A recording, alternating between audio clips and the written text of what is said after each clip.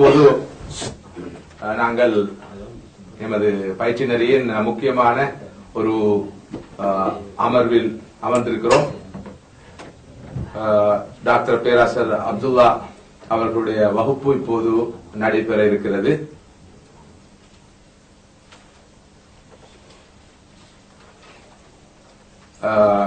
தாயிகளுக்கான இஸ்லாமிய அழைப்பாளர்களுக்கான ஊழியர்களுக்கான பயிற்சி நெறி இது.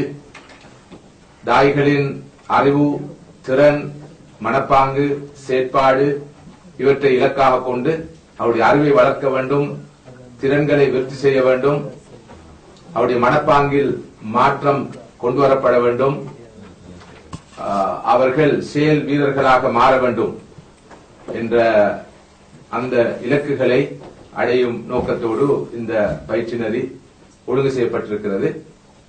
இந்த வகையில் தாவா, அதன் கோட்பாடு, முக்கியத்துவம், தாவாவின் பாதையில் எதிர்நோக்கும் பிரச்சனைகள், சவால்கள் முதலான அம்சங்களை பற்றி நாம் பேசியிருக்கிறோம். இன்று ஒரு இஸ்லாமிய அழைப்பாளர் எந்த அளவு தூரம் ஆடியன்ஸை, பப்ளிக்கை, அழைக்கப்படுபவர்களை, அவர்களது மனோபாவத்தை, தன்மையை, விருப்பங்களை, ஆசை அபிலாசைகளை, மனோநிலைகளை புரிந்து அறிந்து தன்னுடைய தாவாவை அமைத்துக் கொள்ள வேண்டும் என்ற அம்சம் பற்றி கலந்துரையாட இருக்கிறோம். நான் நினைக்கிறேன் இது மிக முக்கியமான அம்சம், மிக முக்கியமான ஒரு தலைப்பு. என்றால் பலபோது தாயிகள் தங்களுடைய தாவாவில் உரிய விளைவை, வெற்றியை காணாமல் போவதற்கான பிரதானமான காரணம் காலம், நேரம், சந்தர்ப்பம், சூழ்நிலை, மக்களுடைய மனோநிலை, அவருடைய பின்னணி, பின்புலம் இவற்றை அறியாமல் தாவாவில் ஈடுபடுவது. இதனால் அவர்கள் சில போது தாவாவில் வெறுப்பை கூட மக்களில் விதைத்து விடுகிறார்கள், ஏற்படுத்தி விடுகிறார்கள். எனவே கண்டிப்பாக ஒரு தாய் உளரீதியாக மக்களை புரிந்தவராக இருக்க வேண்டும், இருப்பது இன்றியமையாதது. அந்த வகையில் தான் இந்த அம்சம் முக்கியத்துவம் பெறுகிறது. இதனை பற்றி கலந்துரையாட வேண்டும் என்று நாம் எதிர்பார்த்தோம். வழமையாகவே தவா பயிற்சியினர்கள் இந்த பகுதி பேசப்படுவதுண்டு. ஆனால் அந்த தலைப்பை பேசுவதற்கு எல்லா வகையிலும் தகுதியுடைய மிக பொருத்தமான ஒருவரை நாம் இன்று பெற்றிருக்கிறோம். இது மிகவும் ஒரு அரிய வாய்ப்பு என்று நான் நினைக்கிறேன். எல்லோருக்கும் இந்த சந்தர்ப்பம் கிடைக்காது. இந்த துறையில் தேர்ச்சி பெற்ற, புலமை பெற்ற ஒருவர், அனுபவம் பெற்ற ஒருவரை நாம் பெற்றிருக்கிறோம். ஒவ்வொரு தாயும் உண்மையில் ஒரு கவுன்சிலராக இருக்க வேண்டும் என்று நாம் அடிக்கடி சொல்வதுண்டு. மக்களுடைய மனமறிந்து, பிரச்சனைகளை புரிந்து, நிலைமைகளை விளங்கி அவர்களோடு கருத்தால் ஈடுபடக்கூடிய திறன் பெற்றவராக இருப்பது இன்றியமையாது. அப்போதுதான் தாவா உரிய தாக்கத்தை ஏற்படுத்தும். அந்த வகையில் இந்த நேரத்தை நாம் உச்சநிலையில் பயன்படுத்திக் கொள்ள வேண்டும். நான் பேசும் நேரமாக அமைவது எந்த வகையிலும் பொருத்தமானதல்ல. எனவே மதிப்புக்குரிய சகோதரர் பேராசிரியர் அப்துல்லா அவர்களை தனது வகுப்பை ஆரம்பிக்குமாறு பணிவன்போடு வேண்டிக் கொள்கிறேன். ஜஸாகுல்லாஹ் ஹைரன். அஸ்ஸலாமு அலைக்கும். பிஸ்மில்லாஹிர் ரஹ்மானிர் ரஹீம். அன்பார்ந்த சகோதர சகோதரிகளே, இந்த நிகழ்வை பயனுள்ளதாக அமைத்துக் கொள்ள அருள்பாலிக்க வேண்டும் என்று எல்லாம் வல்ல அல்லாஹ்வை இறைஞ்சியவனாய், இந்த வாய்ப்புக்கு மகிழ்ச்சி என்பதை விட நன்றி பெருக்கு உடையவனாய் உங்களிடத்திலே பேசத் தொடங்குகிறேன். என் உள்ளத்தில் ததும்பிக் கொண்டிருக்கிற ஒரு உணர்வுக்கு ஒரு வடிகாலாக இந்த நிகழ்ச்சி தற்செயலாக அமைந்திருப்பதாகவே நான் கருதுகிறேன். நான் பேசுவதும், அதுவும் இஸ்லாத்திற்கு வந்த பிறகு இந்த சில நாட்களில் நான் பேசுவதும், அதை விரும்பி மக்கள் கேட்கிற நிலையையும் அவதானிக்கும் போதெல்லாம் நான் ஒருவனே இதை செய்து கொண்டிருப்பதை விட என்னை மக்கள் பாராட்டும் பொழுது, இவ்வளவு சிறப்பாக சொல்கிறீர்களே என்று பாராட்டும் பொழுதெல்லாம் அல்லாஹ்வுக்கு நன்றி கூறியவனாய், அதே நேரத்திலே என்னைப் போல் இந்த உளவியல் என்பதை ஒரு கருவியாக கொண்டு மற்றவர்களிடத்திலே பேசக்கூடியவர்களை நிறைய உருவாக்க வேண்டுமே என்ற ஆதங்கம் ஒன்று எனக்குள் எப்பொழுதும் ததும்பிக் கொண்டே இருக்கிறது. அதற்கு இன்றைக்கு ஒரு தொடக்கம் என்று கூட இந்த நிகழ்வை நான் கொள்கிறேன். கேட்கிற உங்களுடைய ஆர்வமும் இவ்வளவு தூரம் வந்து நீங்கள் பயிற்சி எடுத்துக் கொண்டிருக்கிற விதமும் இந்த அமைப்பும் எனக்கு மிகவும் பிடித்திருக்கிறது. இதற்காக இந்த நிறுவனத்திற்கு நான் நன்றி தெரிவித்து இதை சார்ந்தவர்களுக்கு இம்மை நலமும் மறுமை நலமும் அல்லாஹ் அருள வேண்டும் என்று பிரார்த்திக்கிறேன். செய்திக்கு வந்து விடலாம். அன்பு சகோதர சகோதரிகளே, இரவு தான் நான் வந்த பிறகுதான் இந்த தலைப்பு எனக்கு தெரிவிக்கப்பட்டது. அது கூட அரைகுறையாக வெறும் தலைப்பு மட்டும் தெரிவிக்கப்பட்டது. காலையிலே விவாதித்துக் கொள்ளலாம் என்றிருந்தோம். அதிக அவகாசம் இல்லை. இங்கே ஒரு 2 மணி துளிகள் அகார் சாஹிப் அவர்கள் நமக்கு இந்த செய்திகளை என்ன பேச வேண்டும் என்பதை கொஞ்சம் குறிப்பாக சொல்லியிருக்கிறார்கள். அதை வைத்துக் கொண்டு நான் சில செய்திகளை உங்களோடு பகிர்ந்து கொள்ளாமல் இருக்கிறேன். மாஸ் கம்யூனிகேஷன், மாஸ் சைக்காலஜி, தாயிக்கள் மற்றவர்களிடத்தில் எதை சொல்லுவது என்பது அவர்களுக்கு முடிவான செய்தியாக இருக்கும். ஆனால் எப்படி சொல்லுவது என்பதை பற்றி இந்த அமர்வு உங்களுக்கு பயன்படலாம்.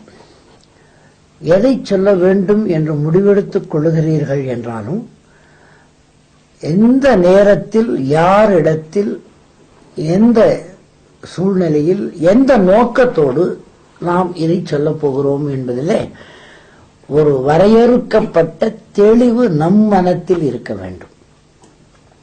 பொதுவாக எதை சொல்ல வேண்டும் என்று நாம் முடிவெடுத்துத்தான் இந்த களத்திற்கு வந்திருப்போம்.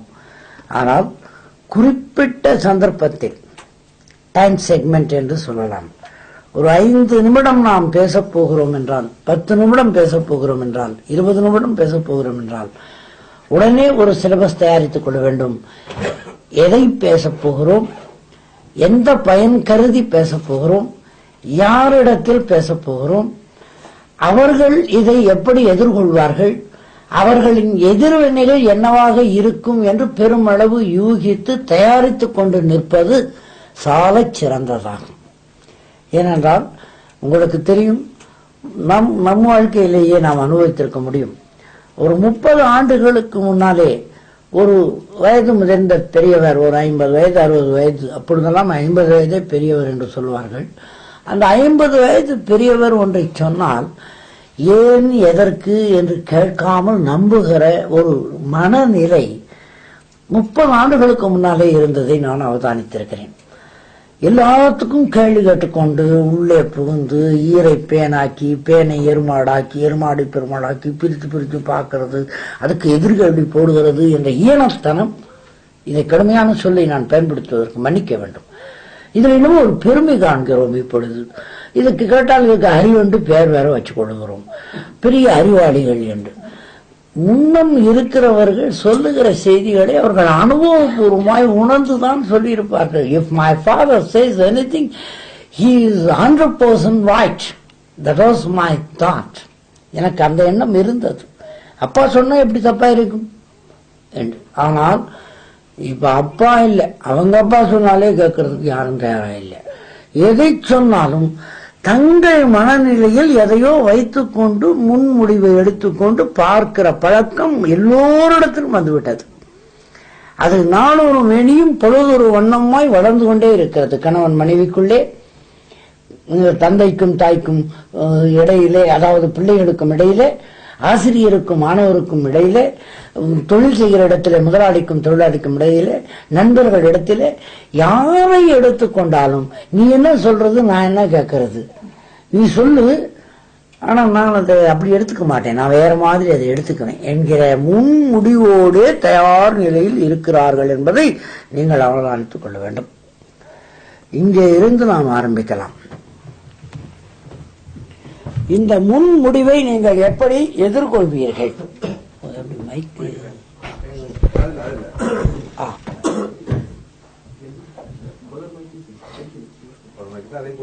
அந்த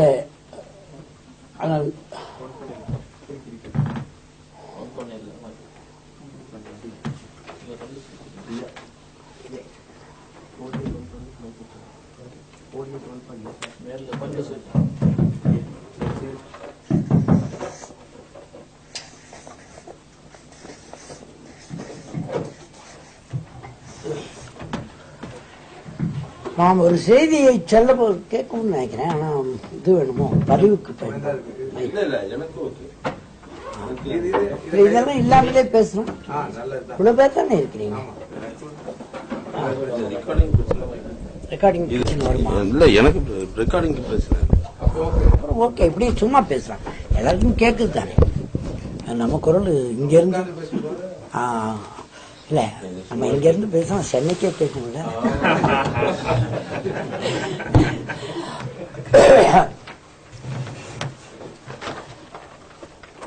இந்த ஒரு முதல் செய்தியை இங்கிருந்தே நாம் தொடங்குகிறோம். அன்பு சகோதர சகோதரிகளே, நாம் ஒரு இடத்தில் ஒரு செய்தியை எத்தி வைக்கப் போகிறோம். அதைத்தான் தாவா என்று நான் புரிந்து கொள்கிறேன். நீங்கள் சத்திய மார்க்கத்தை, அதனுடைய நுட்ப திட்பங்களை, கரை சேருகிற வழிமுறைகளை அறிந்து வைத்திருக்கிறீர்கள். அதன்பால் இன்னொருவரை ஈர்ப்பதற்கு அவரிடத்திலே போய் நீங்கள் அதை சொல்லப் போகிறீர்கள். அதுதான் தாவா என்று நான் புரிந்து கொள்கிறேன். சரியாக சொல்லுகிறேன் என்று எனக்கு தெரியவில்லை.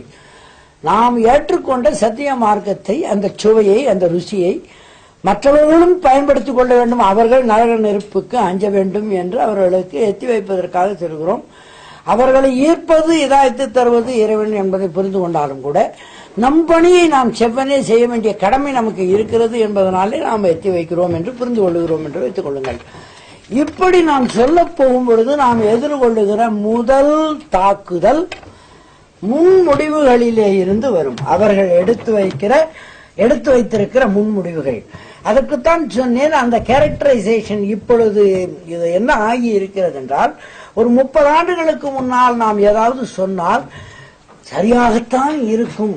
சொல்லுகிறவர் அகார் சாஹிப் ஆயிற்று, சொல்லுகிறவர் அப்துல்லா ஆயிற்று, சொல்லுகிறவர் முபாரக் ஆயிற்று, அவர்கள் நல்லவர்கள் ஆயிற்று என்று அவர்கள் நினைத்துக் கொண்டு பொத்தாம்பதுவாய் சொல்லுவதை ரொம்பவும் அக்கறையோடு லிசனிங் என்று சொல்கிறோமே, மனத்தில் வாங்கி கொள்ள தயாராக இருப்பார்கள். ஒரு 30 ஆண்டுகள் வரை கூட அது இருந்தது.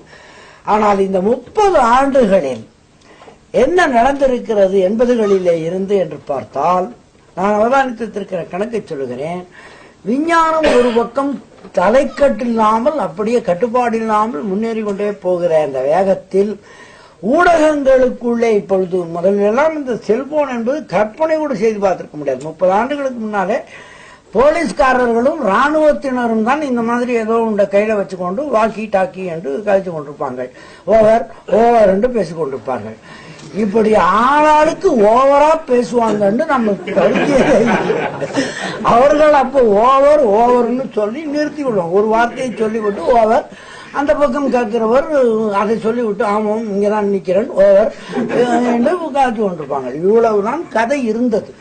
ஆனால் இன்றைக்கு டைனிங் டேபிள்ல உட்கார்ந்து கொண்டிருக்கிற கணவர் சமையல் அறையில் இருக்கிற மனைவிக்கு நம்பர் அடிக்கிறார். ரசம் ஆயிடுச்சா, அந்தம்மா இருங்கோ இப்பதான் கொதிக்குது. இது நல்லதா கெட்டதா என்றால் நல்லது போல் இருக்கிற கெட்டதாக எனக்கு தெரிகிறது. ஏனென்றால் நல்லது போல் தெரிகிறது, உண்மையில் இது நல்லதா என்று தெரியவில்லை. எல்லாவற்றிலும் உலகத்தின் ஏதோ ஒரு மூலையில் ஏதோ ஒன்று நடக்கிறது என்றால் இன்னொரு மூலையில் உடனே தெரிந்து போகிறது. லெனின் இறந்த போது 30 நாட்கள் வரை ரஷ்யாவுக்குள்ளேயே பல பேருக்கு தெரியாதாம். 60 நாட்கள் வரை அடுத்த நாட்டுக்கு தெரியாது.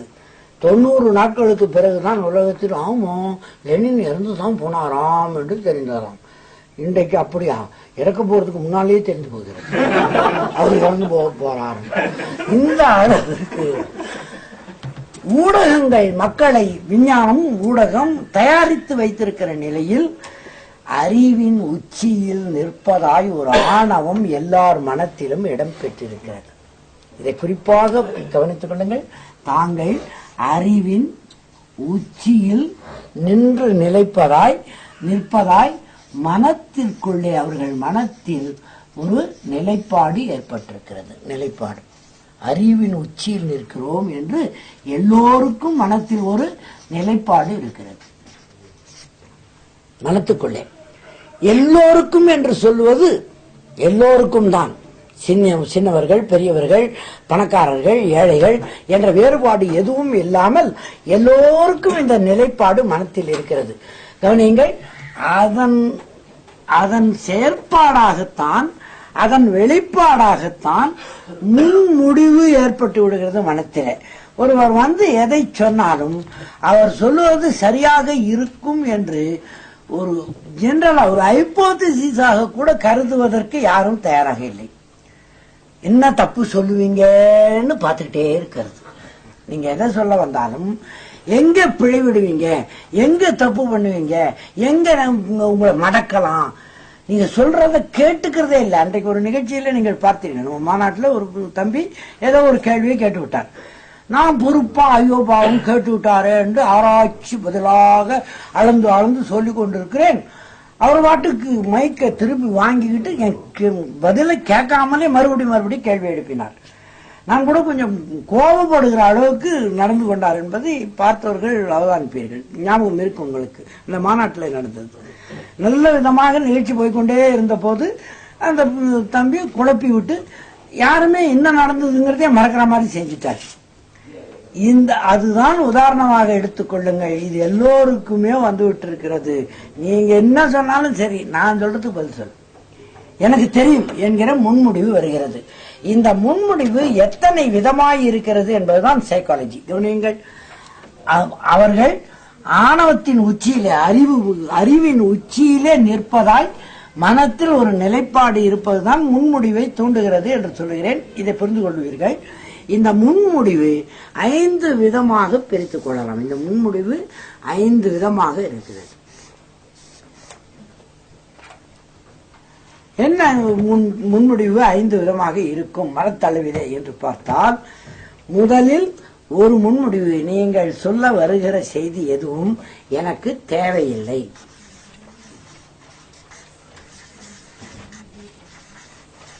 இது ஒன்று. கவனியுங்கள், ஒவ்வொரு மனமும் என்ன நினைக்கிறது, நீங்கள் சொல்லி நான் தெரிந்து கொள்ள வேண்டிய அவசியம் இல்லை, தேவையில்லை, எனக்கு அது தேவையில்லை. இந்த முடிவில் ஒருவர் இருக்கிறார் என்று வைத்துக் கொள்வோம். இரண்டாவது, எனக்கே தெரியும், நீ என்ன சொல்லுவது, தெரியும் என்கிற மனநிலை. இது ஒரு முன்முடிவு. எனக்கே தெரியுமே, இதெல்லாம் என்ன புதுசா சொல்றீங்க, எவ்வளவு விஷயத்தை நீங்க ஆராய்ச்சி செய்து கற்று தெளிந்து ஒப்பிட்டு விவரித்து ஒத்து பார்த்து முடிவெடுத்து சொல்ல வந்தாலும் கூட இதான் எனக்கு தெரியுமே. பழைய சினிமா காட்சி ஒன்று உங்களுக்கு எல்லாம் நினைவிருக்கும். பழைய காலத்துல வந்து தமிழ் படம் ஒண்ணு, உப்பு மாவு செய்யினா எப்படிங்க செய்யறதுன்னு மனைவி கேட்பாங்க. அந்த நடிகர் சொல்லுவாரு, நகைச்சுவை நடிகர், வானொலி எடுக்கணும், அதான் எனக்கு தெரியுமே, அதுல தண்ணிய ஊத்தணும், அதான் எனக்கு தெரியுமே, அதுல ரவையை போடணும், அதான் எனக்கு தெரியுமே, அதை கிளறி கொண்டே இருக்கணும், அதான் எனக்கு தெரியுமே, உங்களை தூக்கி அதுல போடணும், அதான் எனக்கு தெரியுமே. இப்படி எல்லாம் தெரியும் என்ற அந்த ஆணவம். மறுபடியும் இந்த இடத்தை கவனியுங்கள். அறிவின் உச்சியில் நிற்பதாக தங்களை எண்ணிக்கொள்வதனாலே, எல்லாம் நமக்கு தெரியும் என்று நினைப்பதனால இங்கே வந்து விடுகிறார்கள். நீ சொல்வது எனக்கு தேவையில்லை, எனக்கு ஏற்கனவே அது தெரியும், நீ பிழையாகத்தான் சொல்லுவாய், அந்த பிழையை காண்பதற்கு நான் தயாராகிவிட்டேன், பிழைதான் கூறுவாய், அது எனக்கு தெரியும் என்று பிழையை கண்டுபிடிக்க தயாராகி கொள்ளுகிற ஒரு மனநிலை. அடுத்தது, இதை கவனித்து கொண்டே வாருங்கள். உன்னுடைய நீங்கள் சொல்ல வருவது எனக்கு தேவையில்லை, அப்படியே தேவைப்பட்டாலும் அது எனக்கு தெரியும், தெரிந்திருந்தாலும் நீங்கள் சொல்வதை நான் கேட்டால் நீங்கள் நிச்சயம் பிழைதான் கூறுவீர்கள், பிழைதான் கூறுவீர். அது பிழையை நான் கண்டுபிடித்து அம்பலப்படுத்துவேன். அதற்கு பிறகு எனக்கு இதனால் எந்த பயனும் இல்லை, நீங்கள் சொல்லுகிற செய்தியாலே எனக்கு எந்த பயனும் இல்லை. இது ஒரு முன்முடிவு, எந்த பயனும் இல்லை. பிறகு கடைசியில் மிக முக்கியமான செய்தி, ஒரு முன்முடிவு இருக்கிறது. அதாவது இதை திரித்து சொல்லி நான் உங்களை கேலி செய்ய தயாராக இருக்கிறேன். நீங்கள் எதை சொன்னாலும் அதை மற்றவர்களிடத்தில் கொண்டு போய் திரித்து சொல்லி மாற்றி சொல்லி அல்லது பரிகசிப்பதற்கு அது எனக்கு ஏதுவாக இருக்கும். பரிகாச மனம். இத்தனை முன்முடிவோடு உட்கார்ந்து கொண்டு இருக்கிறவர்கள் தான் பெரும்பாலானவர்களாக இன்றைய தேதியில இருக்கிறார்கள். ஒரு 30 ஆண்டுகளுக்கு முன்னாலே இருந்தவர்களுக்கு இவ்வளவு விவரம் இல்லை, இந்த மனநிலை அவர்களுக்கு இருந்திருக்காது. இப்போ நீங்க ஒரு கேள்வி கேட்கலாம், எல்லோருமே இப்படித்தான் இருப்பார்களா என்றால் பெரும்பாலானவர்கள் இப்படித்தான் இருப்பார்கள்.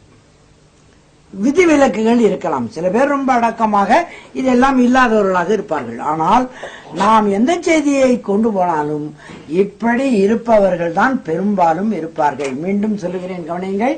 இந்த முன்முடிவு எங்கிருந்து வருகிறது? அறிவின் உச்சியில் நாங்களே நிற்கிறோம், எங்களுக்கு எதுவும் தேவையில்லை என்ற மனநிலையில் அவர்கள் இருக்கிறார்கள். அப்படி இருப்பவர்கள் உங்கள் செய்தி, நீங்கள் சத்திய மார்க்கத்தையோ எதையோ சொல்ல வருகிறீர்கள் என்றால் எந்த ஒரு நல்ல விஷயத்தை நீங்கள் சொல்ல வந்தாலும் எனக்கு அது தேவையில்லை. அப்படியே தேவைப்பட்டாலும் அது எனக்கு முன்னாலேயே தெரியும். என்னதான் நீங்கள் கற்றறிந்திருந்தாலும் பிழையாகத்தான் நீங்கள் சொல்லுவீர்கள் என்று பிழை கண்டுபிடிக்க நான் தயாராகிவிட்டேன். 4வது, இதனாலே எந்த பயனும் எனக்கு இல்லை, ஏதோ சும்மா சொல்லிட்டு இருங்க, அதை பத்தி எனக்கு என்ன. நீங்கள் சொல்லுவதை வைத்துக்கொண்டு உங்களை பரிகாசம் செய்கிற மனமும் என்னிடத்தில் இருக்கிறது. இந்த 5 முன்முடிவுகளோடு ஒருவர் நின்று கொண்டு இருக்கையிலே உங்கள் செய்திகளை நீங்கள் எப்படி எத்தி வைப்பது இல்லையா? ஆனால் இதுல ஒரு பெரிய வேடிக்கை, இறைவன் நம்மை எங்கே கொண்டு வந்து விட்டிருக்கிறான் என்றால் இவர்களிடம்தான், இந்த மனநிலை இருக்கிறவர்களிடம்தான் நாம் இந்த செய்தியை எத்தி வைக்க வேண்டும். இது ஒரு யூனிவர்சல். ரொம்ப ரொம்ப விதிவிலக்காய் ஓரிருவர் கிடைக்கலாமே தவிர, இதை நீங்களே கூட யோசிச்சு பாருங்களேன். உங்களையே அந்த இடத்துல நிறுத்தி கொள்ளுங்கள். ஒரு கணவன் மனைவியிடத்துல ஏதோ ஒரு நல்ல செய்தியை சொல்வதாக நினைத்து கொண்டு, இதை பாருங்க, நான் நேற்று படித்தேன், கணவனுடைய கடமைகளை பற்றி அகார் சாஹிப் அங்க உரையாற்றினாங்க, இவ்வளவு நல்லா இருந்ததுன்னு சொன்னான். ஆமா, இது ரொம்ப முக்கியம். இப்போ அவரும் சொல்லுவாரு, இவரும் போய் கேட்பாரு, அவருக்கும் வேலை இல்லை இவருக்கும் வேலை இல்லை அப்படிங்கிற உதாரணத்துக்கு சொல்றேன். அவருக்கும் தான் வேலை இல்லை, இவருக்கும் வேலை இல்லை, அவர் கூட்டு வர முபாரக்குக்கும் தான் வேலை இல்லை அப்படின்னு மனதுக்குள்ள முன்னறிக்கொண்டே இருப்பார்கள். இது சும்மா எடுத்துக்காட்டுக்கு சொல்றேன். எந்த ஒரு நல்ல விஷயத்தை யார் சொல்ல வந்தாலும் உடனே அது எனக்கு தேவையில்லை என்ற மனநிலை வந்து விடுகிறது. அப்படியே தேவைப்பட்டாலும், ஆமா இதுதான் பெருசா இப்பதான் கண்டுபிடிச்சு சொல்லியிருக்காங்க, எங்களுக்கு தெரியாதான் போல அப்படிங்கிற மனநிலை. இது நீங்க குடும்பத்திலேயே பார்த்திருப்பீங்க. ஒரு பிள்ளை கிட்ட சொன்னா கூட பாதி சொற்கள் கூட அவன் காதுல வாங்கிக்கொள்ள தயாரா இல்லை. அதுக்குள்ளேயே எதிர்கல்வி கேட்கறான், இல்லைன்னா போயிடலாம். உண்டா இல்லையா? யோசிச்சு பாருங்க. நீங்க உட்கார வச்சு, தம்பி இப்படி நீங்க செய்றீங்க, இது சரியில்லை, கொஞ்சம் யோசிப்பா அப்படின்னா அப்படிங்கிறான். இது கணவன் மனைவிக்குள்ளே இருக்கிறது, பிள்ளைகள் தந்தை பிள்ளைகளுக்குள்ளே இருக்கிறது. ஆசிரியர் எது சொன்னாலும், முதல்ல எல்லாம் ஆசிரியர் எது சொன்னாலும் கேட்பான், ஒரு பாசம் இருக்கும் ஆசிரியர் மேல. இப்ப ஆசிரியர் பேரை கேட்டு பாருங்களேன். நான் வேடிக்கைக்கு சொல்லல, நம்ம ஆசிரியர்கள் எனக்கு 1ஆம் கிளாஸ் எடுத்த வாத்தியார்ல இருந்து நிச்சயமா எனக்கு ஞாபகம் இருக்கிறது. ஏன்னா அவ்வளவு அன்பா, ஜாமிகி டீச்சர் 1ஆம் வகுப்புல கிளாஸ் டீச்சரா எனக்கு இருந்தவங்க, 60 வயதுக்கு முன்னால, 60 வருடங்களுக்கு முன்னால ஜானகி டீச்சர் எனக்கு கிளாஸ் எடுத்தாங்கன்னு எனக்கு ஞாபகம் இருக்குது. அந்தோணி வாத்தியார் கிளாஸ் எடுத்தாரு ஞாபகம் இருக்கிறது. 1ஆம் வகுப்புல நடந்தது ஞாபகம் இருக்குதுங்க. இன்னைக்கு கிளாஸ் டீச்சர் பேரை கேளுங்களேன். I think something.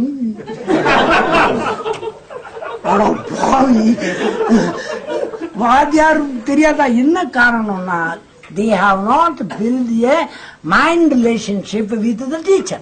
That is important. இப்போ இந்த நிலையில தேவையில்லைன்றாங்க, தெரியும்னு நினைக்கிறாங்க, எல்லாம் தெரியும்னு நினைக்கிறாங்க. இந்த வாத்தியார் என்ன சொல்லி தர்றது அப்படின்னு நினைக்கிறாங்க.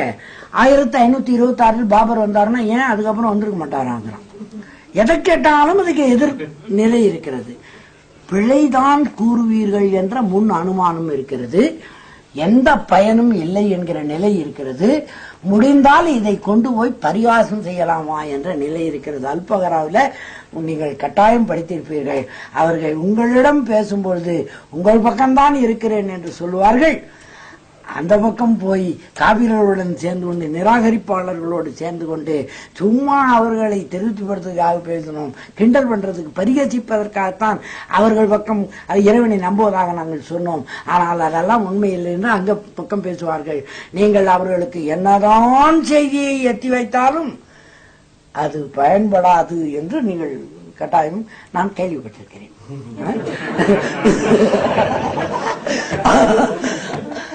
என்னதான் ஏனென்றால் அவர்களுக்கு செவியில் முத்திரையிடப்பட்டிருக்கிறது, அவர்கள் இருதயத்தில் முத்திரையிடப்பட்டிருக்கிறது. அவர்கள் என்னதான் நீங்கள் அவர்களை சொன்னாலும் ஒன்றுதான், இந்த செய்தியை சொல்லாமல் விட்டாலும் ஒன்றுதான் என்று சொல்லுகிறாரே இறைவன். சொல்லுகிறானே அந்த இடத்தை அப்படியே பிடித்துக் கொள்ளுங்கள், அப்படித்தான் இருக்கிறது. நீங்கள் தாவா பணி செய்ய போகிற போது நீங்கள் எதிர்கொள்ள போகிற கூட்டம் ஏறத்தாழ அப்படித்தான் இருக்கும். ஆனாலும் இதற்காக விட்டு விட முடியுமா? அதிலே யாராவது ஒருவருக்கோ இருவருக்கோ 4 பேருக்கோ 5 பேருக்கோ பயன்படத்தானே வேண்டும். அது நம்முடைய கடமை அல்லவா? நாளைக்கு தீர்ப்பு நாளிலே நீ என்ன செய்தாய் என்று கேட்கும்போது நான் ஒன்னும் செய்யல, சும்மா ஜாலியா இருந்தேன்னு சொன்னா அந்த பக்கம் தான் இருக்குதுன்னு அனுப்பிடுவானே நரகத்துக்கு. அதனால நாம சொல்ல வேண்டிய பணி இருக்கிறதே, எத்தி வைக்க வேண்டிய பணி இருக்கிறதே. அப்படி இருக்கும் பொழுது இவற்றை எப்படி எதிர்கொள்வது? இது மனதிலே பதித்துக் கொண்டீர்கள் என்றால் இதை எப்படி எதிர்கொள்வது என்பது முதல்ல பார்ப்போம். இது முதல் சாப்டர், முன்முடிவு என்பது. அதை பற்றியே நெடுக நான் சொல்லிக் கொண்டிருக்கேன். இதுதான் முதல் விஷயம். இந்த முன்முடிவுகளை எப்படி நாம் எதிர்கொள்ளலாம் கவனியுங்கள். இங்கே இருந்து வருவோம். அவர்கள் பரிகாசம் செய்வார்கள் என்று தெரிந்து கொண்டே செய்திகளை நாம் சொல்ல போகிறோம் இல்லையா? நாம் சொன்னால் அவர்கள் பரிகாசம் செய்யக்கூடும், அதுக்கு கவலைப்பட மாட்டோம் என்பது வேறு விஷயம். பரிகாசம் செய்ய முடியாத விஷயங்களை மட்டும் தொகுத்துக் கொண்டு போங்கள். எது பரிகாசம் செய்ய முடியாத விஷயம் தெரியுமா? டாட்டாலஜி என்று ஆங்கிலத்தில் சொல்வார்கள். முற்றான உண்மை, தெளிந்த உண்மை, உண்மையோடு கொஞ்சம் கூட பொய்க்கலப்படமோ அல்லது மிகைப்படுத்தப்பட்டதோ அல்லது வருணனையாக சொல்லப்பட்டதோ சும்மா அழகுக்காக சொல்லப்பட்டதோ என்ற எந்த கலப்படமும் இல்லாமல் சலித்து எடுக்கப்பட்ட தூய உண்மை, அதனோடு போய் பாருங்கள். அதை யாரும் பரிகாசம் செய்ய முடியாது. அப்படியே செய்தாலும் அதற்கான கூலி அவர்களுக்கு விளங்குதுதான். இவங்களுக்கு பரிகாசம் எப்பொழுது செய்வார்கள் தெரியுமா? நாம் கொஞ்சம் நம் அறிவை சேர்த்து, நாம் கொஞ்சம் நம்முடைய திறமையை சேர்த்து, நாம் கொஞ்சம் நம்முடைய கலை உணர்வுகளை சேர்த்து, நாம் கொஞ்சம் குறுக்கு சால் எல்லாம் ஓட்டி, இருப்பதை இல்லாததை எல்லாம் சேர்த்து ஒன்றாக கொண்டு போய் தாவா செய்வதற்கு எடுத்துக்கொண்டு நம் சாமர்த்தியத்தை காட்டப் போனால்தான் நிச்சயமாக நாம் பரிகசிக்கப்படுவோம். மெய்மையை சொல்லும் போது நமக்கு ஒரு கம்பீரம் வரும். கவனியுங்கள், பரிகாசத்திற்கு அப்பாற்பட்ட ஒரு மனித தன்மைக்கு பெயர்தான் கம்பீரம். உங்களுக்கு கம்பீரம் இருந்தால், அதாவது முழு உண்மை உங்கள் பக்கம் இருக்குமானால், கலப்படமற்ற உண்மையை, நீங்கள் உணர்ந்த உண்மையை மட்டும் சொல்லுகிறீர்கள் என்ற உறுதிப்பாடு உங்களுக்கு இருக்குமானால், சகோதர சகோதரிகளே, நிச்சயம் அவர்கள் பரிகசிக்கவே முடியாது. ஒரு பெரிய மருத்துவர் இருக்கிறார். வயிற்று வலிக்கு அவரால் தான் மருந்து சொல்ல முடியும். வயிற்று வலியை துடித்துக் கொண்டிருக்கிற ஒருவருக்கு அவர் உண்மையாகவே காரணத்தை சொல்லி மருந்தை சொல்லுவார் என்கிற நம்பிக்கை ஏற்பட்டு விட்டது என்றால் அவரை பரிகசிக்க யாராலும் முடியாது. உண்மைதானே நான் சொல்வது. ஆனால் நாம் என்ன பெயரை உண்டாக்கி கொண்டு இருக்கிறோம் என்றால், குறிப்பாக இந்த பேச வருகிறவர்களே, இவர் அப்படித்தான் பேசுவார், தொடர்னா விடமாட்டார்ல, மயக்கு பிடிச்சா விடமாட்டார்ல, கிடைச்சா போதும் அறுத்துருவார்ல. இதெல்லாம் ஏன் உண்டாக்கி வைத்திருக்கிறோம் என்றால், நாமே மிகைப்படுத்தி மிகைப்படுத்தி பேசி பேசி பழகி கொண்டிருக்கிறோம். உண்மையை அப்படியே உள்ளது உள்ளபடி சொல்லுவது என்றால் நாம் உணர்ந்திருக்க வேண்டும். முதலில் எது நமக்கு ஒப்புக்கொண்டோமோ, நாம் உணர்ந்து கொண்டோமோ, உள்ளத்தில் பதித்துக் கொண்டோமோ அதை மட்டும் சொல்லுவது. அதற்கு மிகையாய் ஒரு வார்த்தை கூட சொல்லக்கூடாது. என்னால் செய்ய முடியாததை நான் உங்களுக்கு போதித்துக் கொண்டிருப்பதை போல மோசடி உலகத்தில் வேறு எதுவுமே இல்லை. அவன் தானே. எனவே தயவு செய்து முழுமையாக உண்மை என்று உணர்ந்தவற்றை மட்டும் மட்டும் பேசுங்கள். இந்த பரிகாசத்தை பற்றி நீங்கள் கவலைப்பட வேண்டியதில்லை. அளவுபடுத்திக் கொள்ளுங்கள். இவ்வளவுதான், இதைத்தான் சொல்லப் போகிறேன். இது உண்மை என்று நான் உணர்ந்து இருக்கிறேன் முழுமையாக.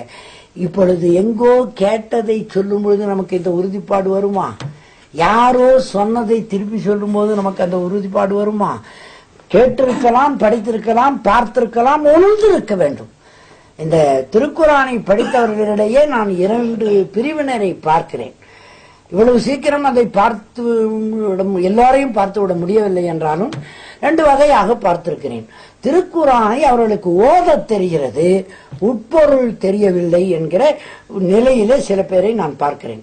அவர்கள் ஓதுகிறார்கள், அந்த விஷயங்களை கூட சொல்லுகிறார்கள், சில சமயம் பொருள் கூட அவர்கள் சொல்லுகிறார்கள். ஆனால் முழுமையாய் உணர்ந்து மனத்தில் நிலைநிறுத்திக் கொண்டவர்களாக அவர்கள் இல்லை. அவர்களுக்கு வசனம் சொல்ல தெரிகிறது, ஓத தெரிகிறது. எனக்கு சில நண்பர்களை நான் பார்த்து தான் சொல்லுகிறேன். இன்னொரு பக்கத்தில் மிக நன்றாக தெரிந்து வைத்திருக்கிறார்கள். ஆனால் அதை சொல்லும் பொழுது ரொம்ப அழுத்தமாக சொல்லுகிறார்கள். அவர்கள் வாழ்க்கையில் அதை பின்பற்ற வேண்டும் என்ற அக்கறை இல்லாமலே இருக்கிறார்கள் என்கிற ஒரு கூட்டம் இருக்கிறது. இதற்கு வெளியே இன்னொரு கூட்டம் இருக்கிறது. இந்த வம்பே நமக்கு வேணாம், தெரிஞ்சிக்கவும் வேணாம், அதை பத்தி சிந்திக்கவும் வேணாம், அது எப்படியாவது போட்டோம் என்று இருக்கிறவர்களையும் நான் பார்க்கிறேன். இதுல யார் ரொம்ப சிறந்தவர்னு என்ன கேட்டீங்கன்னா அந்த 3வது ஆள் ரொம்ப சிறந்தவர். வம்பே இல்லை பாருங்க, அது தெரிஞ்சுக்கவும் இல்லை, அதை பத்தி பேசவும் இல்லை, ஏதோ தான் உண்டு, தன் குடும்பம் உண்டு, தன் வாழ்க்கை உண்டு, நல்ல விதமா இருந்துகிட்டு இருக்கிறார். இந்த தெரிஞ்சவங்களுக்குள்ளதான் இந்த 2 பேருக்கும் பிரச்சனை. என்னன்னா, ஓத தெரிந்திருக்கிறது, அதை உணர தெரியவில்லை. நான் சொல்றது பிழை இருந்தா நீங்க அப்புறமா திருத்துங்க. இதெல்லாம் நீ ஏன்டா சொன்னேன்னு கேட்டாலும் அதுக்கும் நான் பதில் சொல்றேன். இனிமேல் சொல்லலைங்க, விட்டுருங்க. ஓத தெரிந்திருக்கிறது, உணர தெரியவில்லை. உணர்ந்திருக்கிறார்கள், பின்பற்றுவதில்லை. சரியா சொல்றேன்னா பயமா இருக்குது. உங்களுக்கு வேற எது போவாரு எதையாவது சொல்ல போய் வேற பணம் வேற குடிச்சுக்கிட்டு இருக்கிறான். அதனால ஓத தெரிந்திருக்கிறது பலருக்கு, உணர தெரியவில்லை. உணர தெரியலன்னா அந்த அவர்கள் தாய்மொழியில அதை உணரவில்லை என்று கூட சொல்லலாம். பொருள் முற்றாக புரிந்தவர்களாக இல்லை. ஹதீஸ்களை கூட நிறைய படித்து அதில் அந்த ஹதீஸ்ல இது இருக்குது அது இருக்குதுன்னு ஓதி வச்சிருக்கலாம். ஆனால் அதை உணர்ந்தவர்களாக இருக்கவில்லை. அப்படி உணர்ந்தவர்களாக இருக்கிற சில பேர் அதை பின்பற்றுகிறவர்களாக இல்லை என்கிற சிக்கல் இருக்கிறது. 3வது இருக்கிறார்கள் இந்த வம்புக்கே வராதவர்கள். 4வது சிலர் இருப்பார்கள், அவர்களுக்கு ஓதியும் இருப்பார்கள், உணர்ந்தும் இருப்பார்கள், முடிந்தவரை பின்பற்றுவதிலே கவனமாக இருப்பார்கள். கவனிங்கள், வேடிக்கை மாதிரி சொன்ன மன்னிக்க வேணும். அந்த இப்போது சொன்ன பாருங்க, கடைசியிலே ஓதி இருக்கிறார்கள், ஓதியதை தம் மொழியில தம் மனத்திலே உணர்ந்தும் இருக்கிறார்கள், உணர்ந்ததை முடிந்தவரை வாழ்க்கையில் பின்பற்ற சித்தமாயிருக்கிறார்கள். அவர்கள்தான் இந்த பிரச்சனையிலே எதிர்கொள்ளத்தக்கவர்கள். அந்த தூய்மையாளர்களை அல்லாஹ் காப்பாற்றுவான். நிச்சயமாக அவர்கள் இந்த பரிகாச மனத்தினாலே ஏளனம் செய்ய ஒரு வழியும் இருக்காது யாருக்கும். விளங்குதானே? இந்த இடத்தை முடித்துக் கொள்வோம். 2வதுக்கு வருவோம். ஒன்றை நாம் சொல்ல போகும்போது இதில் எந்த பயனும் இல்லை என்ற முன்முனையோடு நிற்கிறான் ஒருவன். இது எனக்கு எதுக்கு, இதுல என்ன பயன்? நாம சொல்லுவோம். இப்ப அகர் சாஹிபோ நாம யாரோ சொல்றோம்னா எத்தி வைக்கும் போது என்ன சொல்லுவோம்? இந்த இம்மையிலே நீ எப்படி பண்ணுவான்னு இருக்கிறாய், ஆனால் மறுமையிலே நீ நரகத்துக்கு போகிறாய். அதிலிருந்து தப்பிக்க வேண்டுமானால் நிச்சயமாக நீ இறைவனை ஏற்றுக்கொள்ள வேண்டும், ஏகனை ஏற்றுக்கொள்ள வேண்டும், ஏகத்துவத்தை ஏற்றுக்கொள்ள வேண்டும். நபிகள் நாயகம் ஸல்லல்லாஹு அலைஹி வஸல்லம் அவர்களை நீ நிச்சயமாக ஏற்றுக்கொள்ள வேண்டும், அவர் வழிகளை பின்பற்ற வேண்டும் என்று நாம் எத்தி வைக்கிறோம். இதுல என்ன பயன் எனக்கு? நான் நரகத்துக்கு போனா உனக்கு என்ன சார் வந்ததுன்னு கேட்டவன்லாம் இருக்கிறான். கேட்டவன் உங்க முன்னாலேயே இருக்கிறான்.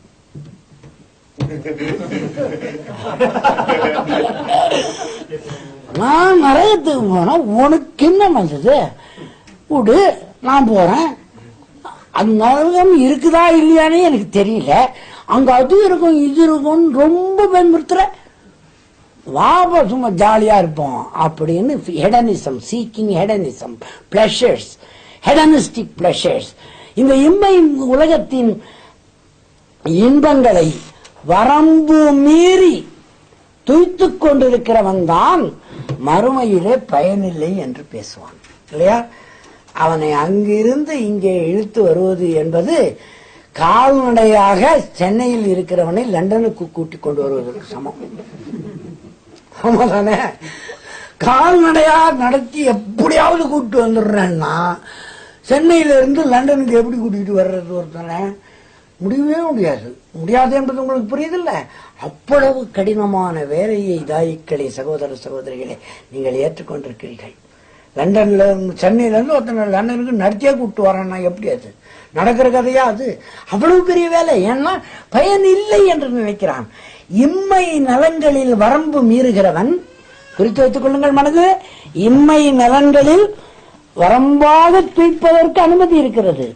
வரம்பு மீறி இம்மை நலன்களை, அதாவது துனியான்னு சொல்றீங்க இல்லையா, அந்த இம்மை நலன்களை துய்த்துக் கொண்டிருக்கிறவர் ஆஃப் பண்ணி வைக்கிறேன். இம்மை அதை ஆஃப் பண்ண தெரியல எனக்கு. அவர்கிட்ட கொடுத்துருங்க, ஓனர்கிட்ட. அவர் தான் அதுக்கு ஓனர்.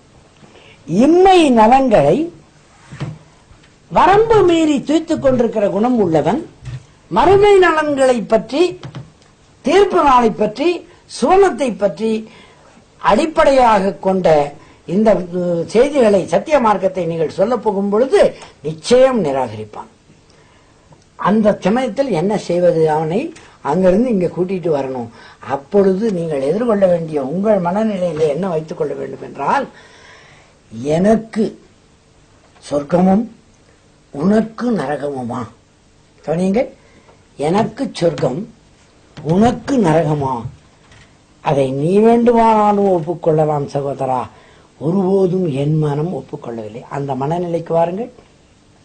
தானே சரியா சொல்றான்னு தெரியல எனக்கு.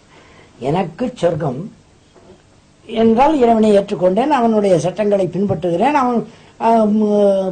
அவன் வழியில நடக்கிறேன், நபிகள் நாயகம் ஸல்லல்லாஹு அலைஹி வஸல்லம் சொல்லிக் கொடுத்த முறைகளில வாழ்கிறேன். எனக்கு சொர்க்கம், உனக்கு மட்டும் நரகமா? நீ ஒப்புக்கொள்ளலாம், நீ வேண்டுமானால் ஏற்றுக்கொள்ளலாம், என்னால் ஒருபோதும் ஒப்புக்கொள்ள முடியாது சகோதரா என்ற உணர்வோடு தாவா பணி செய்ய போனால் பயன் விஷயத்திலே நீங்கள் வெற்றி பெற்றிருக்கிறீர்கள். அவன்தானே? அவனை கன்வின்ஸ் பண்றது முக்கியம் இல்லை நமக்கு. நாம முதல்ல கன்வின்ஸ் ஆக வேண்டும். அந்த சகோதரன் நரகத்திற்கு போய்விடக்கூடாது. சரியா சொல்றேன்னு தெரியல, ஏதாவது திருத்தம் இருந்தா நீங்க அப்புறம் சொல்லுங்க எனக்கு. நான் சொர்க்கத்துக்கு போக போகிறேன், என் சகோதரன் நீ நரகத்திற்கு போக நான் ஒருபோதும் சம்மதிக்க மாட்டேன். அந்த உறுதியோடு அவனிடத்தில் தாவா பணி செய்தோம் என்றால், இந்த செய்தியை எடுத்துக்கொண்டு போய் தந்தோம் என்றால், அதாவது சகோதரனுக்கு அல்லது சகோதரிக்கு சகோதரர் நரகம் செல்வதில் நமக்கு உடன்பாடில்லை. செல்வதில் அந்த ஒரு தீர்க்கமான பயன்தான் இதில் இருக்கிறது. செல்வதில் உடன்பாடில்லை. அதற்காகத்தான் போகிறோம் என்று முடிவெடுத்துக் கொண்டு போய் பாருங்கள், பயன் இருக்கிறதா இல்லையா என்ற கேள்விக்கு எளிதிலே விடை கிடைத்துவிடும் அவருக்கே. எனக்கு அப்படித்தான் நேர்ந்தது. என் நண்பன் சிராஜுதீன் அத்தனை ஆண்டுகளுக்கு பிறகு சந்தித்தவன். ஏன்னா பிராக்டிக்கலா தான் இதை சொல்றேன், நான் ஒன்னும் படிச்சுட்டு சொல்லல. பிராக்டிக்கலாவே என்னை கட்டி பிடித்துக் கொண்டு என்னுடைய நண்பன் இறை மறுப்பாளனா இறந்துவிடக்கூடாது அப்படின்னு கட்டி தடுவிட்டு சொல்லிட்டு போனார். அந்த நிமிடத்திலிருந்து இறைவன் இருக்கிறானா இல்லையா என்று தேடித்தான் அப்துல்லாவாக உங்கள் முன்னாலே வந்து நிற்கிறேன். அவர் எனக்கு ஒன்னும் பெரிய தாவாலாம் செய்யல, அவர் விரும்பினார். கவனியுங்கள், எனக்கு அவர் ஒண்ணுமே சொல்லல. அதுக்கப்புறம் கூட அவர் குரானையும் தரல, எந்த வழியிலும் காட்டல, எதுவும் செய்யல. ஆனால் அவருக்கு ஒரு நியத்து இருந்தது பாருங்கள், என் நண்பன் நரகத்துக்கு போய்விடக் கூடாதுன்னு நினைச்சார். பாத்தீங்களா, வெற்றி பெற்று விட்டான் சிராஜுதீன். கொண்டு எங்க நிறுத்தி வச்சிருக்கான் பாருங்க. அதற்கு பிறகு அவனுக்கும் எனக்கும் எந்த தொடர்புமே இல்லை. எனக்கு சிலிர்க்கிறது சொல்லும் பொழுதே. அந்த தொடக்கம் அவர் எங்க இருந்து எப்படி தாவா பண்ணாருன்னு புரியுதா உங்களுக்கு? எனக்கு ஒண்ணுமே சொல்லல. அவர் விரும்பினார் நான் நரகத்துக்கு போய்விடக் கூடாது என்று அவர் விரும்பினார். அந்த செய்தியை என்னை கலங்கடித்து இங்க கொண்டு வந்து நிறுத்திவிட்டது. வெற்றி பெற்று விட்டார் இல்ல அவர், அவருடைய பணியில் அவர் வெற்றி பெற்று விட்டார். திருக்குறானை பத்தி ஒரு வார்த்தை சொல்லல, இஸ்லாத்தை பத்தி எனக்கு எதுவுமே சொல்லல, நீயே தேடிக்கடா நாயன்னு விட்டுட்டு அவரு செய்ததெல்லாம் என்னவென்றால் நீ நரகத்துக்கு போய்விடக் கூடாது என்று ஆசைப்பட்டார். பாருங்க, நான் நரகத்துக்கு போய்விடக் கூடாது என்று அவர் விரும்பினாரே, அது என்னன்னு சொல்றது, அந்த நீயத்துன்னு சொல்லலாமா, அந்த இன்டென்ஷன், அதுதான் எந்த பயனும் இல்லை என்கிற இந்த மனநிலையை மாற்றும். மூன்றாவது, நீங்கள் பிழைதான் கூறுவீர்கள் என்று சொல்வார்கள். இதற்கு காரணம் என்ன தெரியுமா? நம்மிலேயே அவர் ஒண்ணு சொன்னா அதே விஷயத்தை இவர் வேற ஒண்ணு சொல்றார், இவர் ஒண்ணு சொன்னா இவர் அதுக்குள்ள வேற ஒண்ணு சொல்றாரு. முந்தா நாள், நேத்து தானே பர்மிங்காம் பண்ணது, முந்தா நாளா, அங்க போய் என்னை குழப்பினாங்க பாருங்க. ஒரு கூட்டம் நொந்து நூடுல்ஸ் ஆயிட்டேன். உண்மையிலே நான் அப்படியே பாஸ்போர்ட் என் கையில தான் இருக்குது, டிக்கெட் இங்க வச்சுட்டு போயிட்டேன், இல்லைன்னா நான் அப்படியே போயிட்டு இருப்பேன். உண்மையாவே சொல்றேன், சீரியஸா அவங்களோட போயிட்டு இருப்பேன் நான். அந்த மாதிரி என்னைய போட்டு எடுத்தாங்க பாருங்க ஒரு இரவெல்லாம். நேற்று ராத்திரி இந்த சகுப்பு தாடிக்காரர் இப்ப பார்த்தனே, அவரு தான் காப்பாத்தினார். அங்க நடந்ததுக்கு நேற்று ராத்திரி இங்க காப்பாத்தினார் என்னை. எப்படின்னா, என்னமோ ஒரு நிறைய செய்திகளை ரொம்ப பக்குவமா சொல்றது போல, ஏதோ அதிசலை தான் இருக்குது, அதுல தான் இருக்குது, அப்படித்தான் இருக்குது, இப்படிதான் இருக்குதுன்னு எதையோ சொல்லி சொல்லி நான் நம்புறாம, அது எனக்கு தான் தெரியலையே, எனக்கு தெரியலன்னு அவங்களுக்கு தெரிஞ்சு போச்சு. நிறைய விஷயம் எனக்கு தெரியலன்னு அவங்களுக்கு தெரிஞ்ச உடனே பிரபலமா இருக்கிற ஆளுங்க மட்டும் பார்த்துக்கிட்டு பிடிச்சி போய் உட்கார வச்சு பாடம் எடுத்தாங்க பாருங்க. ஒரு பெரிய ஒருத்தர் இங்கிலீஷ்லயே எடுத்தார், இன்னொருத்தர் தமிழ்ல எடுத்தார், இவர் முடிச்ச உடனே இன்னொருத்தர் எடுத்தார், இந்த புத்தகத்தை கொடுத்தாங்க, அந்த புத்தகத்தை கொடுத்தாங்க, அதை படினாங்க, இதை படினாங்க. என்னடான்னு கேட்டா, இஸ்லாமிய ஆட்சி முறை வரணுமா, அது இல்லாம சும்மா இந்த தொழுகை பண்றது, கேளுங்க, அது இல்லாம இந்த சும்மா தொழுகை பண்றது, இது என்னமோ என்னது நரகத்துக்கு போகாம இருக்கிறது, இதெல்லாம் வேஸ்ட் சார். உங்களுடைய அறிவை இதுக்கு ஏன் பயன்படுத்துறீங்க அப்படின்னு என்ன அப்படியே ரேடார் போட்டு இழுத்தாங்க. அந்த பக்கமா இவ்வளவு புக்கு கொடுத்துருக்காங்க, எல்லாத்தையும் வாரி வந்துக்கிறேன். ராத்திரி பார்த்தாங்க. ஆனா இந்த பெரிய வரி என்னை கொஞ்சம் கிளியர் பண்ணிட்டார். ராத்திரி கொஞ்ச நேரம் பேசி கொண்டிருந்த போது அவர் ஒரு மாதிரி கிளியர் பண்ணிட்டார். என்னன்னா, பிழைதான் கூறுவீர் என்று. இப்ப நான் என்ன நினைக்கிறேன் தெரியுங்களா, அப்படியே காது ரெண்டுக்கும் பெரிய பஞ்சு போட்டு அடிச்சுக்கிட்டு யாருக்கிட்டையும் மார்க்கத்தை பத்தி கேட்க கூடாது நான் முடிவு பண்ணிட்டேன். ஏன்னா ஆளுக்கு ஒண்ணு சொல்றாங்க. இது வரைக்கும் நான் சொன்ன கொஞ்சம் மிகப்படுத்தி சொல்வது மாதிரி நினைப்பீங்க. 16 வேறுபட்ட சித்தாந்தங்கள் எனக்கு போதிக்கப்பட்டிருக்கின்றன நேற்று நடந்ததோட சேர்த்து. இதுக்குள்ளேயே 16 வேறுபட்ட சித்தாந்தங்கள் எனக்கு போதிக்கப்பட்டிருக்கின்றன. எதில் இந்த 16லையும் அப்பப்ப அல்லாங்கிற பேர் வர்றது ஒண்ணுதான் ஒற்றுமை. நபிகள் நாயகம் ஸல்லல்லாஹு அலைஹி வஸல்லம் சொல்றது ஒண்ணுதான் ஒற்றுமை. இது எல்லாமே வேற வேற வரம்புகள்ல நின்று கொண்டு நான் ஏன் ஒருத்தனையே இந்த பாடுபடுத்துறாங்கன்னா, இனிமேல் வர்றவன் இல்லை ஏற்கனவே வந்தவன் என்ன பாடுபட்டு இருக்கிறாங்கன்னு எனக்கு தெரியல. நான் ஒருத்தனை ஃபுட்பால் ஆடுறத கற்பனை பண்ணி பாருங்களேன். இங்க இருந்து ஒருத்தர் உத விடுறது, இப்ப இந்த அக்ஷரத்து என்னை ஒரு உத விடுறது, நீங்க அங்க போய் அங்க விழுந்து அங்க இருக்கிறவர் அங்க இருந்து அங்க ஒரு உத விட்டுறது, நான் உருண்டு போய் அங்க விட்டோம்னா அவர் இங்க ஒரு அடி அடிக்கிறது. என்னடான்னு கேட்டா, இதுதான் சரி, இதுதான் சரி. சாதாரணமா இந்த விரலாற்றுறதுல ஆரம்பிச்சு உலகத்துல நீங்க என்ன செய்ய வேணுங்கிற வரைக்கும் 16 வேறு சித்தாந்தங்களை, அதை பத்தி ஒரு நூலே எழுதலான்னு கூட நினைச்சிட்டு இருக்கிறேன். 16 சித்தாந்தங்களை கத்துக் கொடுத்துருக்கிறாங்க இவ்வளவு சீக்கிரமா எனக்கு. அதுல ஒன்றுக்கு ஒன்று ஒரே ஒரு ஒற்றுமை தான் இருக்கிறது. அல்லான்றாங்க எல்லாருமே, ஒருவன்றாங்க. இவர் நபிகள் நாயகம் ஸல்லல்லாஹு அலைஹி வஸல்லம்னு ரசூலுல்லாஹ் பேர் சொல்றாங்க. இதை தவிர மீதி எல்லாம் வேற வேற சொல்றாங்க. இப்ப இவ்வளவு முரண்பாடுகள் இருந்தால் நீங்கள் பிழைதான் கூறுகிறீர்கள் என்று ஒன்றை ஏந்தி கொள்ள இருக்கிறவன் இன்னொருவரை பார்த்து சந்தேகிக்க வாய்ப்பு இருக்கிறதா இல்லையா? யோசிச்சு பாருங்க. நீங்க இது என்னுடைய பர்சனல் விஷயமே சொல்றேன். இப்போ முரண்படாமல் பேச கற்றுக்கொள்ளுங்கள். முதல்ல உங்களுக்குள்ளே செயற்குழு கூட்டி பொதுக்குழு கூட்டி ஒரு தீர்மானத்துக்கு வாங்க. இதைதான் வெளியே போய் சொல்ல போறோம்னு முதல்ல நீங்க முடிவு எடுங்க. நான் கூட வேடிக்கையா அகர் சாஹிப்கிட்ட சொன்னேன். அதாவது தௌஹீத் ஜமாத் அப்படின்னா குழுன்னு சொல்றாங்க. இது குழுவா இருக்கிறத விட எல்லா தௌஹீத்தையும் ஒன்னா சேர்த்து உம்மத்தே தௌஹீத் ஆக்கிடலாமா அப்படின்னு அதுக்கு நானே தலைவர் ஆகலாமான்னு கேட்டாங்க. வேடிக்கையா உண்மையா சீரியஸா இரண்டாவது பகுதி நானே தலைவர் ஆகலாம்னு சொன்னது கிண்டலுக்காக சொல்றது. உம்மத்தே தௌஹி தாக்கினால் என்ன, அந்த ஏகத்துவத்தை இந்த சமூகத்துக்கு உரியதாய் ஆக்கினால் என்ன, அதுக்கு எதுக்கு ஜமாத்தாவே இருப்பீங்க நீங்க, சுன்னத்து ஜமாத்துங்கிறீங்க. சரி இருக்கட்டும், அதுக்கு என்னங்கன்னா அவங்களுக்கும் அல்லாதானா இவங்களுக்கும் அல்லாதானா, ஆனா இவன் முன்னால நான் நிக்க மாட்டேன், அவன் முன்னால நீ நிக்காதே. அதாவது வேற ஒருத்தன் காவியர்கிட்ட சண்டைக்கு போறாங்களோ இல்லையோ, இவங்க சண்டை போட்டு முடிக்கவே இன்னும் ஒரு 2566 வருஷம் ஆகும்னு நான் நினைக்கிறேன். அவ்வளவு வேறுபாடுகளை வளர்த்துக்கொண்டு முரண்பாடுகளோடு போனால், முரண்பாடுகள் இல்லாமை என்பதுதான் இந்த பிழைதான் கூறுவீர்கள் என்ற அந்த முன்முடிவை மாற்ற முடியும். ரைட், இது விளங்கிடுச்சுன்னு நினைக்கிறேன். அடுத்தது, தனக்கு எல்லாம் தெரியும் என்று ஒருவர் சொல்லுகிறார். அவரிடத்துல நாம பேசும் பொழுது இது முக்கியமான செய்தி கவனிங்கள். எல்லாம் தெரியுமா என்று அவர் நினைத்துக் கொண்டிருக்கும் போது நீங்கள் 2 விஷயத்தை வைத்துக் கொண்டு போக வேண்டும்.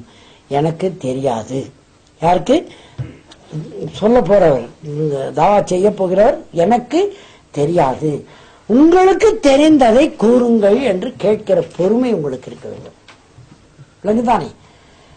எனக்கு தெரியாதுதான், ஆனால் உங்களுக்கு தெரிந்ததை தயவு செய்து கூறுங்கள், நான் கேட்டுக்கொள்கிறேன் என்று பொறுமையாக கேட்க வேண்டும். அதில் ஒரு தந்திரம் இருக்கிறது. எக்ஸாஸ்ட் ஆயிடும் அவர். தனக்கு தெரிந்ததை அவர் சொல்லி வடிந்து போய்விட வேண்டும். தளர்ந்து போய் அப்பா முடிச்சிட்டீங்களா அப்படின்னு கேட்க கூடாது. இன்னும் கொஞ்சம் சொல்லுங்களேன், சொல்லுங்க, இன்னும் சொல்ல நீங்களே, அதை விட்டீங்களே அப்படின்னு கேட்டு போதும்பா இவ்வளவுதான் என்னால் சொல்ல முடியும், எனக்கு உதாரணம் தெரியும்னு அவர் எக்ஸாஸ்ட் ஆன பிறகு சத்திய வேதத்தில் இருந்து தொடங்குங்கள். சத்திய வேதத்தின் அவசியத்தை பற்றி தொடங்கள். 2 வழி இருக்கிறது தம்பி. நேர் வழி ஒன்று இருக்கிறது, அது இறைவனுக்கு ஒப்பான வழி. இன்னொன்று வழிகட்டவர்களின் வழி இருக்கிறது, அது இறைவனின் கோபத்துக்கு ஆளானவர்களுடைய வழி. இந்த 2 வழியில நான் உங்களை இந்த வழியில் அழைத்து வர வேண்டும் என்று விரும்புகிறேன். அதற்காக நீங்கள் வழிகட்டவர் வழியில் இருப்பதாக கூட நான் சொல்லவில்லை. நீங்கள் சொன்னதெல்லாம் நான் கேட்டுக்கொண்டேன். இருந்தாலும் நான் சொல்றதையும் கொஞ்சம் கேளுங்களேன். ஏன்னா நான் சொல்றது இல்லைங்க, இது இறைவனே சொன்னதுங்க. மனிதன் இறைவனை பற்றி சொன்னதை இவ்வளவு நேரம் நீங்க சொல்லிட்டு இருந்தீங்க. இறைவனே இறைவனை பற்றியும் மனிதனை பற்றியும் சொன்னதை நான் சொல்றேன், கொஞ்சம் கேளுங்களேன் பொறுமையான்னு அளவா சொல்லிவிட்டு விடைபெற்றுக் கொண்டு வந்து விடுங்க. அவருக்கு சிந்திக்க நேரம் கொடுங்க. Feed them with brief gaps. Feed them with brief gaps. ஒரே சமயத்தில் சொல்லிவிடணும்னு நினைக்காதீங்க. எல்லாத்தையும் ஒரே சமயத்தில் சொல்லிவிட்டால் அவர் கடைசியாக நீங்கள் சொன்னதை பற்றி மட்டும்தான் சிந்தித்துக் கொண்டிருப்பார். முன்னாலே சொன்னது விடுபட்டு போய்விடும். அளவாக சொல்லுங்கள். அதே நேரத்தில் அந்த தெரியும் என்பவரிடத்திலே நமக்கு தெரியாது என்று பொறுமை காக்க வேண்டும். அவர் சொல்றத கேட்க வேண்டும். பொறுமை காப்பது, தெரியாது என்று பொறுமை காப்பது. அதற்கு பிறகு இறைவன் சொல்லிலே இருந்து தொடங்குவது. நீங்களா எதுவும் சொல்லிடாதீங்க, இறைவன் சொன்னதை சொல்லுவது. முடிந்த வரையில் நான் உணர்ந்ததை சொல்லுகிறேன். இறைவன் சொன்னதையும் நபிகள் நாயகம் ஸல்லல்லாஹு அலைஹி வஸல்லம் சொன்னதையும் நேரடியாக சொல்லுங்கள். அதில் ஒப்பனைகள் செய்து சொல்லுவதை கொஞ்சம் குறைத்துக் கொண்டால் நல்லம் என்று நான் நினைக்கிறேன். இது என்னுடைய சொந்த கருத்து. அதற்கு ஒப்பனை செய்து அழகழகாக சொல்லுவது என்பது வேண்டாம் என்று நினைக்கிறேன். ஏனென்றால் நான் சமீபத்தில் ஒரு கவிதை படித்தேன். திருக்குரானை கவிதை வடிவத்தில் ஒருவர் எழுதியிருக்கிறார். அதில் எவ்வளவு திருக்குரான் இருக்கிறது என்று தேட வேண்டியதாக இருக்கிறது. திருக்குரானில் இருப்பதையே அவர் கவிதையாக சொல்லி இருக்கிறார். ஒரு நூல், ரொம்ப வேலை. நான் சொன்னேன்னு நினைக்கிறேன், உங்களுக்கு சொன்ன, நான் ஏர்போர்ட்ல வாங்கிட்டு வந்தேன், பெரிய புத்தகம். அதை பார்த்தா எனக்கு பெரிய ஒரு சந்தேகம் என்ன வந்தது என்றால், சாரி பஹ்ரைன்ல அதை பத்தி பேசி, இங்கே இல்லை, ஏர்போர்ட்ல வாங்கினேன் இவ்வளவு பெரிய புத்தகம். ஆனால் அதுல திருக்குரான் எங்க இருக்குதுன்னு தேட வேண்டியதாக போச்சு. திருக்குரானின் தர்ஜுமா தான் செய்யப்பட்டிருப்பதாக அதில் சொல்லப்பட்டிருக்கிறது. சலாவுதீன் காக்கா பெரும் அளவில் பணம் செலவு பண்ணி அந்த நூலை வெளியிட்டிருக்கிறார். 950 ரூபாய் விலை நம்ம சென்னை பணத்தில். இப்போ உங்க பணத்தில் எவ்வளோன்னு பாருங்க. அவ்வளோ புரட்டி பார்த்தேன். இதுக்கு பேசாம நம்ம இந்த அரசு வெளியிட்ட திருக்குறான் இருக்கு பாருங்க, சவுதி அரசு, அதுவே போதுமானதா இருக்குது. அதை இவர் ஒப்பனை செய்திருக்கிறார். கவிதைக்காக ஒப்பனை செய்யப்படும் பொழுது அது மிகைப்பட்டு விடுகிறது, மிகைத்து விடுகிறது. இறைவனின் சொல்லையும் நபிகள் நாயகம் ஸல்லல்லாஹு அலைஹி வஸல்லத்தினுடைய வழியையும் நேரடியாக சொல்ல பாருங்கள் மற்றவர்களிடத்துல. நாம் அதில் கொண்டிருக்கிற கருத்துக்களை எல்லாம் அப்புறம் வச்சுக்கலாம், பின்னால வச்சுக்கலாம். இப்படி சொன்னால் உங்களுக்கு தனக்கு தெரியும் என்கிற அந்த அகம்பாவத்தோடு பார்க்கிறவருடைய மனநிலை மாறும். எனக்கு தேவையில்லை என்று சொல்கிறார் பாருங்கள். இது அதனால்தான் நான் கடைசியில வச்சு அங்க இருந்து வந்தேன். இவ்வளவும் நடந்து விட்டால் அவருக்கு தேவையை உணர்ந்து விடுவார். இழந்தவங்களுக்கு இதுக்கு தனி முயற்சி எதுவும் நாம எடுக்க வேண்டியதில்லை. இங்க இருந்து தொடங்காதீங்க. உங்களுக்கு இந்த எல்ஐசி நம்ம ஊர்ல லைஃப் இன்சூரன்ஸ் கார்பரேஷன் ஒன்று இருக்கு, எங்க நாட்டுல, நம்ம நாட்டுல இருக்கு, தெரியும் தானே உங்களுக்கு. அவங்க இந்த ஏஜென்ட்டுங்க வருவாங்க நம்ம கிட்ட. என்கிட்ட ஒரு பையன் வந்தாரு, சார் எனக்கு டார்கெட்டை முடிக்கணும் சார், உங்ககிட்ட தான் நான் படித்தேன் அப்படின்னாரு. என்கிட்ட படித்ததுக்கும் டார்கெட்டை முடிக்கிறதுக்கும் என்னப்பா சம்மந்தம்னு கேட்டேன். இல்லை சார், நான் உங்கள் ஸ்டூடெண்ட்டு டார்கெட் முடிக்கணும், அதுக்கு நான் என்னப்பா செய்யணும்? உங்களுக்கு தான் அந்த பெரிய பணக்காரர் தெரியுமே, யார், முத்தைய செட்டியாருடைய மகன் இப்போ இருக்காரு, எம்ஏஎம் ராமசாமி. அவர் படமும் என் படமும் முதல் நாள் தான் பத்திரிகையில் வந்திருக்குது. நாங்கள் 2 பேரும் பேசிக்கிட்டு இருக்கிற மாதிரி. அதை பார்த்துட்டு அவர் தான் உங்களுக்கு தெரியுமே, அவர் மட்டும் நீங்கள் மட்டும் சொல்லிட்டீங்கன்னா, அவர் மட்டும் மனசு வச்சுட்டா எனக்கு 1 கோடி ரூபாய்க்கு கூட இதில் எல்ஐசி எடுக்கலாம், நான் வேலையில் காப்பாற்றிக்குவேன், எனக்கு டார்கெட் முடியணும் அப்படின்னு சொன்னார். சரிப்பா, அதனால என்ன நான் சொல்கிறேன்னு அவருக்கு ஃபோன் பண்ணி, இந்த தம்பி வருவாருங்க, அவர் ஏதோ உங்ககிட்ட பேசணுங்கிறாரு, பேசி பாருங்க, ஏதாவது வேலைக்கு ஆகிறதா ஆகட்டும், இந்த விஷயமெல்லாம் நான் சொல்லலை, நமக்கு எதுக்காது, அவர் வந்து பார்ப்பாருங்க பாருங்கன்ட்டு சொல்லிவிட்டேன். இந்த பையன் காலையில் 6 மணிக்கெல்லாம் போயிட்டார். அவர் குளிச்சுக்கிட்டு இருக்கிறார், அவர் பூஜை பண்ணி